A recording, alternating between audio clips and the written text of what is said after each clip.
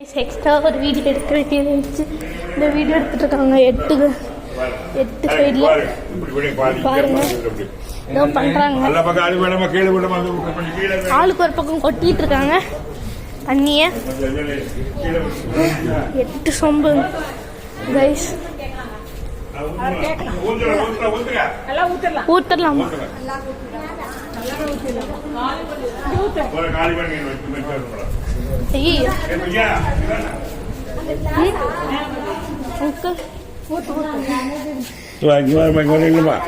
அரிசியா சொம்போட இல்ல மாட்டு பாருமா. என்கிட்ட சொம்பு இல்ல.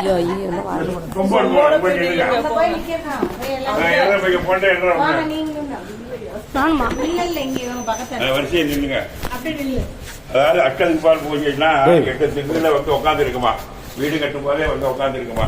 வெளி போடுறாங்கன்னா எனக்கு போடுற இல்லையா அப்படின்னுக்காக இப்ப வெளியில 60 சாமி ஏதாவது கொடுங்க அப்படிங்கிறாப்புல. ஏதோ கையில இருந்து 10 ரூபாய் 5 ரூபாய் தர்றோம். சாப்பாடு பாருங்க.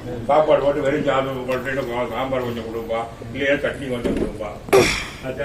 அதனால என்ன ஆகுதுன்னா இந்த அர்ச்சனை பால் பூஜைன்னா 8 பூஜை பண்ணி நாளைக்கு காலப்புறம் நான் வந்து பூஜை பண்ணி கணபதி பண்ணி பால் காய்ச்சிக்கிறேன். எந்த சொந்த எனக்கு கூட இதோட நீ விலைக்கு போயிருந்தேன்.